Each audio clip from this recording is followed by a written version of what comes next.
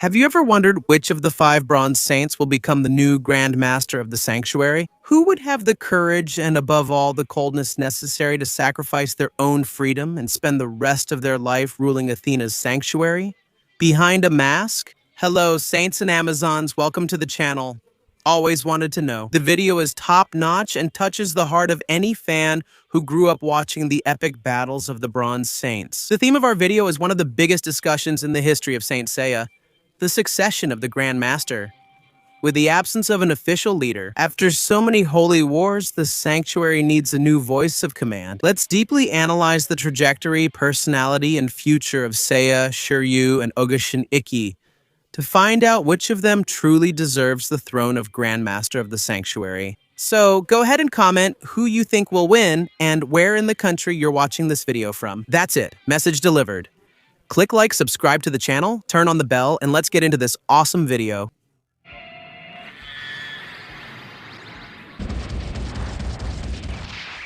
Always wanted to know. To understand who should take on the position of Grand Master, first we need to understand what this role really is. The Grand Master is not just the oldest warrior, he is Athena's direct representative on Earth, the military strategist, and the spiritual leader of all 88 knights. Historically, names like Chao de Ares and even the controversial Saga of Gemini have shown that this role requires a balance between justice and authority. Athena's sanctuary, located in the mountains of Greece, is protected by a mystical barrier that prevents enemy deities from approaching easily. The Grand Master lives at the top of the 12 houses, protecting Athena's chambers. He also has access to Star Hill, where he observes the movement of the stars. To foresee the future of the holy wars against gods like Poseidon, Hades, and Eris. Now, imagine putting one of our young protagonists in this scenario. Let's analyze each of them in light of this possibility. Seiya has always been the symbol of hope. Ever since his training at the sanctuary under the tutelage of Marin of Eagle, he showed that his greatest power is not the Pegasus meteor, but his unshakable resilience. Seiya's greatest strength would be inspiration. He is a leader who fights on the front lines like the Grand Master. The sanctuary would have unmatched morale. The soldiers and knights would follow Seiya blindly because they know he would never ask for a sacrifice that he himself wasn't willing to make. He would turn the sanctuary into a unit united by love and friendship, breaking the old rigidity of hierarchical laws. It's practically a fact that Seiya would take on the Sagittarius gold cloth, inheriting the legacy of Ioris, the man who saved Athena. Still as a baby, Seiya would stop being the god slayer to become the gold pillar. As the Grand Master, he would probably wear the traditional white robe, but with the Sagittarius cloth underneath, always ready. Seiya would train exactly 3 aspirants. He wouldn't have the patience for large classes, preferring to focus on quality. His disciples would inherit constellations related to speed and persistence. They would be the new Pegasus, which is the successor of his own original constellation, maintaining the lineage of the knights who wounded the gods, the eagle in honor of his master Marim, and the charioteer, or Auriga, a silver constellation that requires great physical control. And now, let's talk about the dragon. If there is someone who was born for the position of Grand Master, that someone is Shiryu, trained in the 5 ancient peaks of Rozan by the legendary master Elder Doku of Libra. Shiryu learned that strength without wisdom is just senseless violence. Strategy and balance are part of this character. Shiryu is the most pragmatic of the 5 bronze knights. He has the calm needed to judge internal conflicts in the sanctuary and the wisdom to interpret the omens of Star Hill. He would be a great master, respected for his moral integrity, being the perfect spiritual successor to Shion and Doku. Shiryu would take on the Libra gold cloth, since the Libra weapons can only be used with the permission of Athena or the Libra saint. Having Shiryu as the great master would mean that the sanctuary would be more protected than ever. With a legendary arsenal at the service of justice, Shiryu would be the greatest mentor of all. Training the 5 aspiring saints, he values the tradition of rigorous training in nature. The first would be the new dragon, naturally his direct successor. Also Grow, a constellation that demands elegance and precision, and Lynx, a constellation focused on agility. The Altar Saint, historically, the Altar Saint is the right hand of the Grand Master. And finally, the Cup Saint, the constellation with powers, vision of the future. And now, speaking of Hyoga, he went through terrible trials, from losing his mother in the Siberian Sea to having to face his own master, Kamos of Aquarius, and his training brother, Isaac of Kraken. Impartiality is his strong point. The Grand Master often has to make difficult decisions, which involves sacrificing a few to save many. Hyoga, with his technique of keeping a cool mind even in the heat of battle, would be a leader who wouldn't let himself be carried away by emotions. He would bring an era of absolute order and discipline to the sanctuary. He would become the Gold Knight.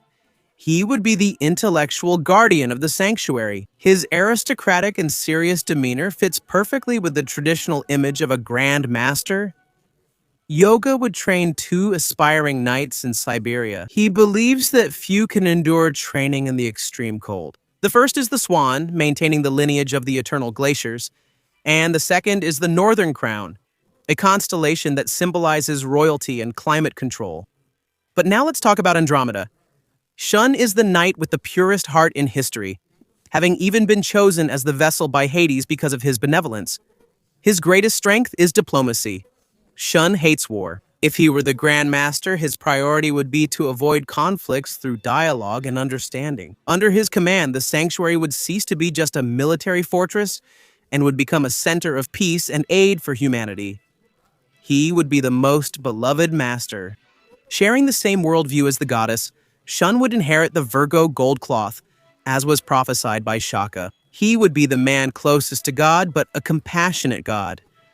His immense cosmos would be used to create protective barriers around the entire sanctuary. Shun would train 4 aspirants, focusing on the development of inner cosmos before physical strength. They would be Andromeda, the successor of his chains; Chameleon, in honor of his friend June Lyra, a constellation linked to music and the Soul Papa, a silver constellation focused on support. And now we come to the most controversial one. Ikki is the phoenix who always rises from the ashes. He is the lone wolf, the man who crossed through hell on Death Queen Island and returned with an aggressive and protective cosmos.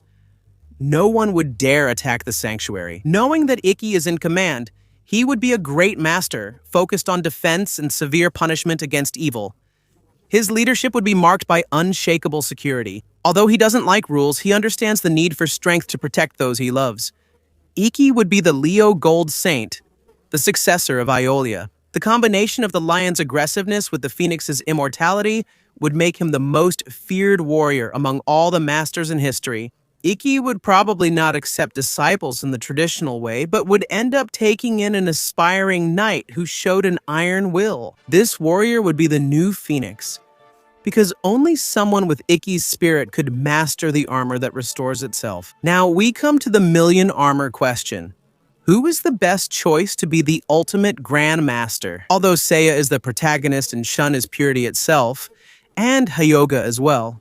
And Ikki, the most balanced answer, is Shiryu from Libra. The Grand Master needs to be the bridge between the past and the future. Shiryu has the cultural heritage of Doko, the respect of his companions, and a family, as we saw in the continuation of the saga with his son Shoryu in Next Dimension, and Ryuho in the Omega Saga, which makes him more human and understanding about the importance of protecting the Earth. He is not as impulsive as Seiya, nor as averse to combat as Shun Shiryu. He is the perfect balance between the sword and the shield. Remember when I asked who would have the courage to sacrifice their freedom to live behind the mask? The short answer is, none of them would want this position, but Shiryu would be the only one to accept it out of pure sense of duty. While Seiya prefers to be on the battlefield and Ikki prefers the shadows, Shiryu understands that the sanctuary needs a great master to survive the coming ages. Imagine Shiryu sitting on the throne wearing the golden helmet, while Seiya, Hyoga, Shun, and Ikki occupy their respective gold houses as Sagittarius, Aquarius, Virgo, and Leo. This would be the most powerful sanctuary of all time. The holy wars against the gods of Olympus would have a very different outcome. With this elite formation in command, they would stop being just the Bronze Boys and become the legends who will train the new knights of Pegasus, Dragon, Swan, Phoenix, and Andromeda, ensuring that the cosmos never fades away. Do you agree that Shiryu is the best choice for the Grandmaster's throne? Or do you think Seiya's leadership spirit would prevail in the end? And what about the disciples?